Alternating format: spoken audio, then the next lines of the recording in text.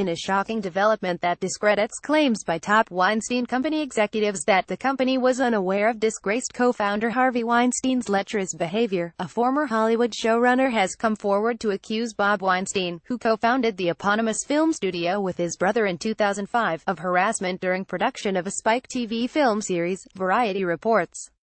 Amanda Siegel, an executive producer of Mist, said Weinstein repeatedly made romantic overtures to her and asked her to join him for private dinners.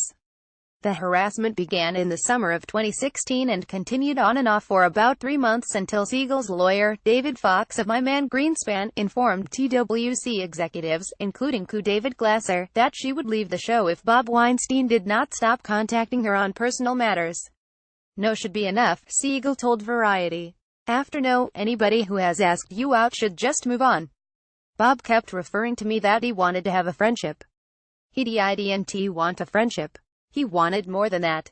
My hope is that no is enough from now on." A representative for Bob Weinstein denied that he engaged in any inappropriate behavior in a statement to Variety. Bob Weinstein had dinner with Ms. Siegel in LA in June 2016. He denies any claims that he behaved inappropriately at or after the dinner. "It is most unfortunate that any such claim has been made," the statement said. A rep for Weinstein Co. also denied that Glasser was contacted by Siegel's lawyer. The revelation will only accelerate the process of industry figures distancing themselves from the Weinstein Co. The company has reportedly been sent into a tailspin after more than 30 women came forward to accuse Bob's brother Harvey of being a serial sexual predator. Harvey, who is currently in rehab in Arizona, is facing criminal investigations in both the U.S. and the U.K. Yesterday, Weinstein Co. revealed that it had received an emergency infusion of cash from Colony Investments, a firm run by Trump friend and advisor, Thomas Barrack. The investment firm is reportedly in talks to purchase most of Weinstein's major assets. In the days after the scandal, Bob Weinstein publicly condemned his brother's actions and claimed that he was unaware of his brother's history of sexual assault and harassment. He said in a recent interview that his brother has not expressed one shred of remorse for his actions, and is solely fixated on how he can rehabilitate his image and regain his position of power within the industry. Siegel said her experiences with Weinstein left her shaken and angry. Siegel told Variety that Weinstein's untoward advances began after she accepted a dinner invitation during 2016 in the hopes of establishing a professional relationship with the producer of a show called The Mist that had a 10-episode run that wrapped in August. Siegel's discomfort with Bob Weinstein began in June 2016 when he invited her out to dinner in Los Angeles, at Dan Tana's restaurant.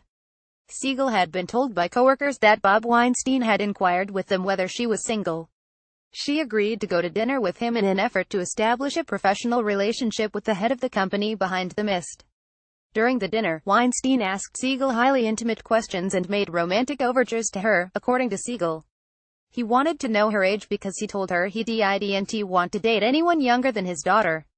He told Siegel that he was staying at the Beverly Hills Hotel because his daughter was staying at his home in Los Angeles. About halfway through the dinner, Weinstein asked Siegel if she would drive him back to the hotel so that he could let his driver go for the night. Siegel agreed. When she took him to the Sunset Boulevard Hotel, he asked her to come up to his room. She declined. Weinstein's advances continued. He would send Siegel creepy emails and even once invited her to a party at his place that she avoided because she suspected it was a ruse to get her alone. Eventually Weinstein gave up, but he soon started unfairly targeting Siegel for criticism, leading to a breakdown in their working relationship.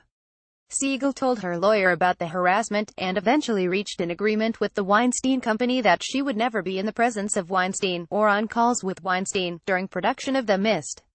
The studio said it would release her from her contract if the show was picked up for a second season. After that night, Weinstein began sending emails to Siegel with questions that were outside the scope of work on The Mist.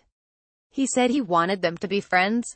She said that was possible, but in a non-romantic way, and reiterated that she was not open to dating. In a scenario that echoes some of the allegations against Harvey Weinstein, Siegel asserts that during this period Bob Weinstein invited her to a house he'd rented in Malibu for a party. When he called Siegel to tell her the address of the house, she gathered that it was not a party but an invitation for the two of them to be alone. She did not attend. Bob Weinstein continued to ask Siegel out to dinner between June and August of 2016, joking at times that he was her boss and could fire her if she didn't agree. Siegel agreed to another dinner with him in which she was accompanied by Mist executive producer and writer Christian Torp. Weinstein was clearly unhappy with Torpy's presence at the dinner, according to Siegel. Eventually, Weinstein stopped the unwanted attention toward Siegel. During a notes conference call with network executives about the show, Siegel says Weinstein became angry and screamed at Siegel over a production issue that she says was out of her control. When questioned about the outburst by others on the call, Siegel expressed her view that she had been sexually harassed by Weinstein for 3 months. After that incident, Siegel had her lawyer contact TWC executives with the ultimatum that she would leave the show if Weinstein did not stay away from her. After much back and forth between Siegel, her lawyer and TWC executives, an agreement was reached that Siegel would continue her work on the show, but arrangements were made that she was never to be in the same room as Weinstein or on telephone calls with him, an agreement that was honored by Weinstein. It was also agreed that TWC would let Siegel out of its option to keep her on the show if it was picked up for a second season. Siegel is presently working on a new series, in a work environment she described as pleasantly low-key. She's also focused on developing her own projects. Unfortunately, as is the case with Bob's brother and many other serial abusers in Hollywood, this type of behavior is rarely an isolated incident. Now, we wait and see if more accusers come forward implicating the brother, in a scandal that has changed the discourse and exposed a culture of sexual exploitation at the highest levels of the entertainment industry. In a separate report published Tuesday evening, The Wall Street Journal, who were first to report that the Weinstein Company's board was in talks to sell, published a lengthy feature about Bob's workplace behavior. Former employees and colleagues, most of whom were anonymous but a handful of whom were named, recounted Bob Weinstein's history of aggressive, bullying workplace behavior and his tendency to abuse employees and mistreat or insult business partners.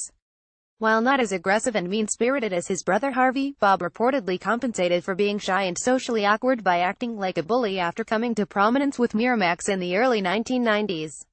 Once, when a marketing executive showed him a potential trailer for the film I Got the Hookup and asked, "What do you think?" Bob Weinstein responded, "I think it effing sucks," and threw the videotape over an employee's head, after which it smashed against a wall, according to a person who witnessed the incident. Mr. Weinstein denied the incident occurred. At the 2000 premiere of Scary Movie, a Dimension executive attempted to introduce his wife to his boss. Bob Weinstein stuck out his arm and shoved the woman back, the former executive recalled, as he made a beeline for stars Marlon and Sean Wayans, and director Kenan Ivory Wayans, with whom he hoped to sign a deal to make more movies. Mr. Weinstein denied that occurred. The story included details about the incident that led to a rift between the two families, as Bob has repeatedly said he hasn't spoken to his brother much over the past 5 years. WSJ noted that their families hadn't spent holidays together, or any time, really, outside of work. It's also been rumored that Bob was the one who initially pushed the Times to pursue its expose. In about 2011, after an argument over how to allocate the studio's resources between their respective movies, Harvey Weinstein punched his brother in the face in front of about a dozen other Weinstein co-executives, knocking him to the ground, said people who were present. "I've been assaulted," Bob yelled, according to those people. Bob, who was bloodied, wanted to press charges but was talked out of it, according to a person familiar with the incident. WSJ seems to think that Bob Weinstein's track record producing smash-hit horror films might be savable, and that when Weinstein Company sells its assets, Bob might be left to run his Dimension Films label as an independent company. But the question now is, will Bob's reputation be forever sullied thanks to his association with his brother?